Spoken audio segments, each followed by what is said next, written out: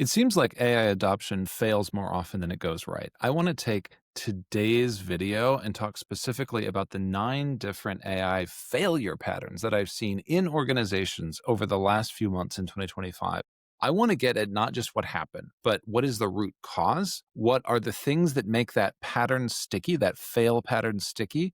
And then what is the actual fix that unsticks an organization and gets it back on track? I don't think we talk enough about the categories of AI adoption failure, and I want to lay them out really cleanly so that we have a vocabulary to talk about them, to address them, and ultimately to get back on track. Let's start with number 1, the integration tar pit. Let's say engineering ships working AI code in weeks, but sales and legal and compliance cycles were never meant to run that fast. They stretch into months or longer. Cross-team stakeholder meetings are multiplying all over the business, talking about policies and approvals.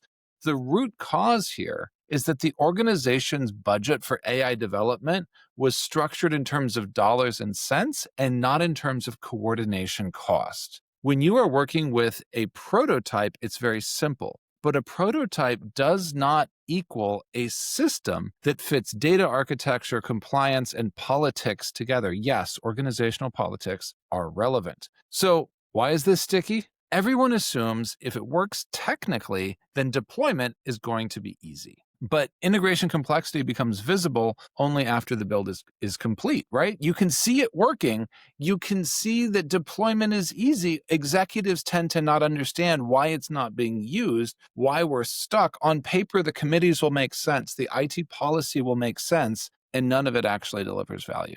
The fix is pretty simple. Take approval paths, take policy paths as critically as you take writing code. You want to fix and pre-wire in how you are fast-tracking adoption through the organization before you jump in and start just saying, we can ship this thing quickly. Treat the human problem as significant as the code problem.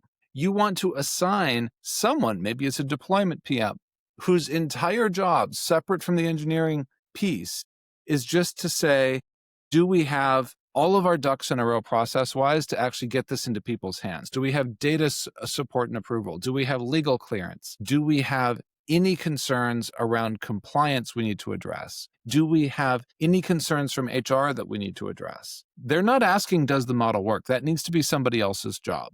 All they're trying to do is to wrangle the stakeholders and move them quickly along.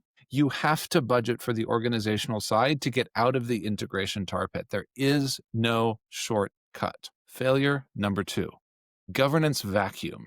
Let's say red teams find vulnerabilities. We actually had that happen this week with teams finding vulnerabilities in AI-powered browsers. Security will flag an unapproved architecture when a red team vulnerability is found, but there's no owner for what happens if AI does something.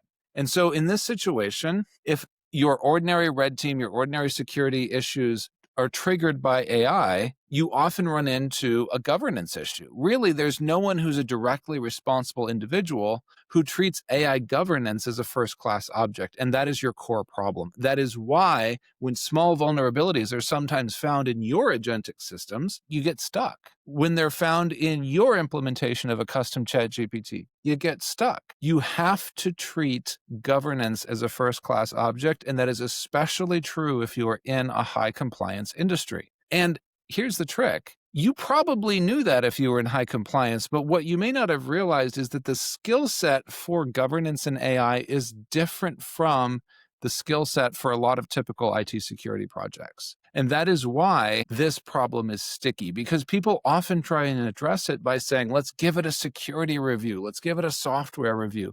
That feels like bureaucratic slowdown. It looks like bureaucratic slowdown. The teams that are addressing it don't have the tools to do it right. So teams just kind of go hands off, and one incident ends up freezing everything. A governance vacuum ends up grinding your system to a halt. The fix is simple. You need to embed the right talent with the right tools to make security a day zero problem.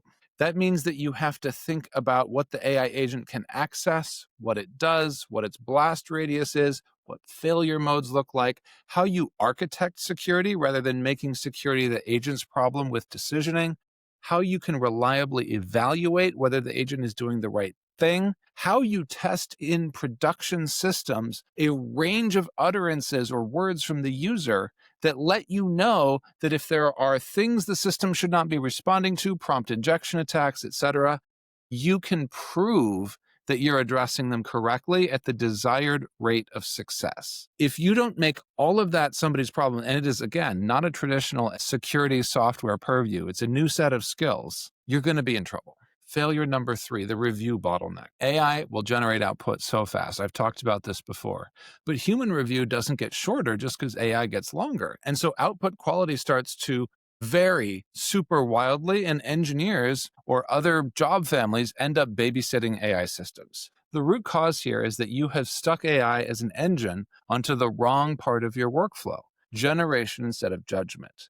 So organizations will usually measure success by how much you can produce. And so the instinct is to just stick a bolt-on engine of AI generation onto the generative part of your process. Maybe it's making social media stuff. Maybe it's writing documents or breaking out tickets. Maybe it's writing code for code reviews. We think how much it can produce matters. It's sticky because impressive demos look so good when they show speed of generation. And a lot of people are stuck in the mindset that that is the KPI that matters. And review burden is hidden. You don't see review burden in a demo. You need to design systems that are human in the loop from the start. I've said this before. Your best humans should feel more fingertippy on your work because of AI, not fighting AI.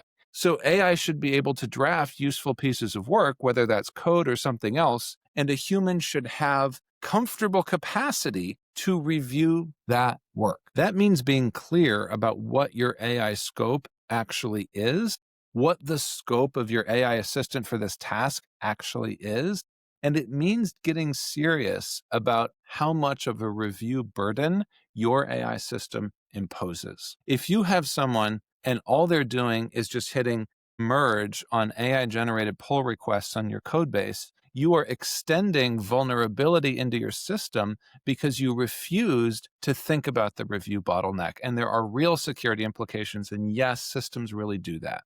Please, please, please take the time to look at whether you are architecting your system for review and for putting expert humans in touch with the work or not. Number 4, the unreliable intern.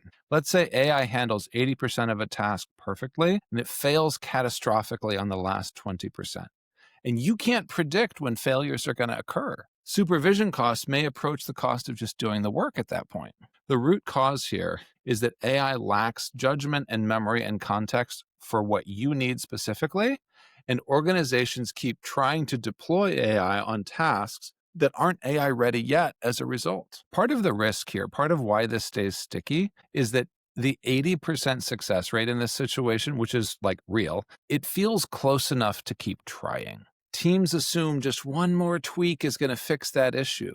But the real fix is actually simple. You intentionally audit the task for intern suitability before you decide if it's AI ready. In other words, you ask yourself, would I give this to a smart but forgetful intern who can't learn? If I give them a clear task and clear context and a clear structure for the ask and output, could they do it?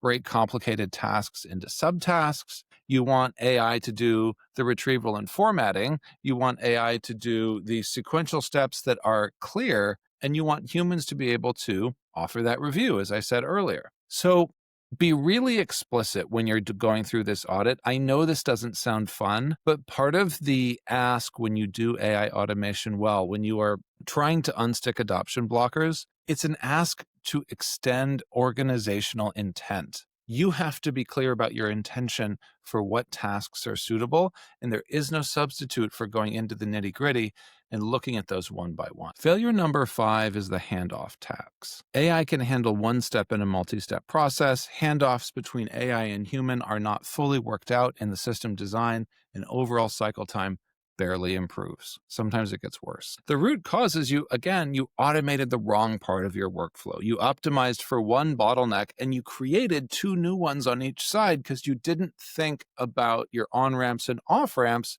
This is sticky because the per step improvement, the KPIs are going to look great. Wow, we took our per step for this drafting stage down by 200%. Well, you have to take full cycle time for workflows very seriously, or you are going to discover how bad this is too late. The fix is simple, and again, it comes down to intent. You have to map the full intended workflow before deploying AI. Redesign it so AI can handle the on-ramps and off-ramps of all the components it needs to touch so that you are not creating new bottlenecks at the edges of AI systems. And then you want to measure cycle time for the whole process. If cycle time improvement is not moving, you probably have an issue with the edges of your AI system and how it hands off to humans. And yes, that is going to include training your humans in new patterns of work. Number 6, the premature scale trap. Let's say you have a successful pilot and it's pushed rapidly to company-wide. You want to double down on what's working. Edge cases will immediately multiply, support costs are going to explode, and quality is going to degrade. It turns out, were not ready for company-wide rollout. The root cause here is that you usually have a much more controlled environment for pilots with motivated users and very clean data. This is almost a function of the purpose of the pilot. You pick these pilots because they're easier, and people magically forget that when they go to roll out wide. The pilot team probably understood AI limitations and worked around them in a way the broader org doesn't and can't. This is sticky because leadership is just wired to seek a quick win on AI, and they want to capture value fast, and they're optimizing, and it feels like testing and doing a gently scaled rollout is just unnecessary delay and not moving quickly in the age of AI. Well, I've got news. Sometimes slow is smooth and smooth is fast. The fix is honestly to document what fundamental differences exist between the pilot environment and the real environment. So document all of the workarounds that your pilot team used to achieve the results. Those become training. Document with skeptical users, not with enthusiastic ones. How do they use the tool? Research, understand, is it working? Make sure that you try a second pilot on a hard problem in the messiest part of the organization. Does that still work and deliver value? Then start to dial up in stages, right? Maybe you go to 100 people and then 500 people before you hit 50,000, right? You want to build support infrastructure in terms of people, learning and development opportunities, giving very, very clear approval, disapproval, bug reports, lots of feedback opportunities for the software as you roll out. And then you want to monitor, right? If you get from 5 people or 25 people in a pilot to 500 and your support tickets are increasing per user, then you are not ready to go farther. You have found an edge case you need to resolve. Take the time to do it. There's no shortcuts. Number 7, automation trap. Let's say AI speeds up existing processes. Great, but it doesn't change outcomes. Activity increases, results don't. You have successfully automated inefficiency. Congratulations. The root cause here is you deployed AI before asking whether the process should exist at all. You automated approval workflows that maybe shouldn't require approval, right? There's a lot of other examples of this. This is sticky because we have the mechanical horse fallacy. That's the idea that a new technology should look like the previous one in the way that a car should look like a horse. No, I know it's easier to automate what you're already doing than to reimagine work, but the value comes from reimagining work. Before deploying, ask, should we be doing this at all? And then you want to look at outcomes that will stay steady regardless of the process behind them. Those are your North Stars. So you want to look at customer satisfaction. You want to look at the efficiency with which you can do a job in a way that is steady regardless of the particular technology used. And you want to look at the perhaps business metrics that you can drive given a piece of workflow you'll automate. Whatever it is, make sure that you prototype as close as possible to a zero process version. Ask yourself, what if AI dropped this workflow? Would it work? You may not find that it does. You may find you need the workflow and AI can only take certain pieces of it. That's a great answer. But if you don't ask the question, you run the risk of a mechanical horse. You run the risk of an automation trap. And then ask yourself how you'll know when it's time to go the next step. That's sort of how people start to really build value. They look at these AI agent systems as evolving. They look at this North Star of customer satisfaction or top line revenue, and they say, AI can't drop this process yet. It can do 2 parts out of 6. We are going to come back in a quarter and see if we can get the whole thing. because AI is getting better. Number 8, existential paralysis. Leadership is debating whether AI will cannibalize the core business. And when you get conflicting directives from senior leaders, you have strategy discussions after strategy discussions that loop without decisions. This happens a little bit less often than some of the others because I think the FOMO and the bias for action are real in this space. But fundamentally, I have been in these rooms. I have seen people worry about the risk of AI to the point where they take no action. The root cause is that AI's pace of change is dramatically outstripping traditional corporate strategic planning cycles.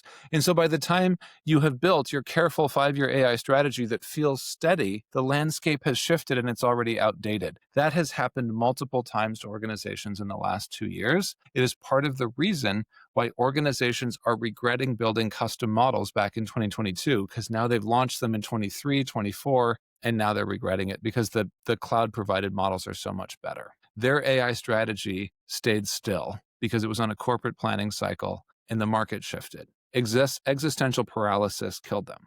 And this is sticky because outcome unpredictability makes every single decision feel really high stakes.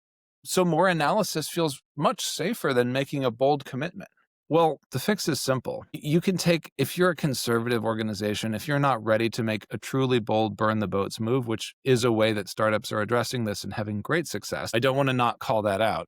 You can adopt a portfolio approach if you're feeling more conservative. You can allocate your budget across different horizons, a fast payoff mode, a 2 to 3 year bet mode, etc. And you don't have to predict which ones wins. You can diversify your bets. You can set speed targets like getting to complicated AI questions answered in Slack within 90 days and getting to truly agentic CRM automation for leads in 8 months, right? Like you can have different horizons and different bets and measure them differently. You want to also be clear in the portfolio bet world that you can have learning investments and scaling investments, and that you have clear gates to get to scale. Essentially, what I'm saying is if you are not a burn the boats organization, if you are a more cautious organization, which is where this happens, then you should be thinking about it as an investment in a series of equities, and you don't know which one is going to be a runaway success, but you know failing to invest will certainly prevent you from getting a runaway success. And so you need to balance your bets across all of the different equities you've got, watch their trajectories, and double down where they're working. And that requires a different decision-making cycle from leadership. And that is the only way I've seen that these kinds of existential paralysis organizations start to get themselves together. Finally, number 9, the training deficit and the data swamp, 2 sides of the same coin. You have low adoption despite tool availability. Users revert to old workflows. Do you know why? Because AI can't access needed data, and data quality issues only surfaced after you deployed the tool. The root cause here is that you deployed the tool and taught people to use the tool and never bothered to think about the data issues that the tool was surrounded by. And it looked okay in training. Data infrastructure work is not fast. It doesn't ship in weeks. It's typically boring. It's expensive. It's slow. It's very difficult to fix data problems. And most organizations opt to skip it if they can. This makes it sticky because training is treated as just one-time onboarding. And you're not really thinking about how you build the capability to solve problems with data using AI tools for your employees. So there's a mindset shift you have to have along with a commitment to data integrity. And so you have to think about how you're upshifting the data to meet AI needs, and also how you're upshifting training so your team can take advantage of the AI tooling once it's connected to data. I know AI deployment is exciting and fast, but if you deploy without paying attention to the training and the data availability, you're going to be in trouble. You should allocate, like, I'm not kidding, 3 to 6 months of expected training at enterprise scale before you start to think about ROI. You want to train on workflows, not tools. So you want to ask, how can I teach people to research competitive intelligence using AI, not how do you use ChatGPT? Here's a handy 2-line hack for a research competitive intelligence prompt. It's a deeper conversation. You can't assume the tools will be the same over time. So you want to focus in your training as you're starting to build people up. Focus on your AI champions. Focus on the ones who can teach their peers, because that is going to enable you to trigger network effects that will enable AI adoption to spread faster. On the data side, you're going to need to do a full data audit. You're going to need to prioritize data access, and you're going to need to assign clear data ownership so that someone is accountable for making sure data is available for the AI.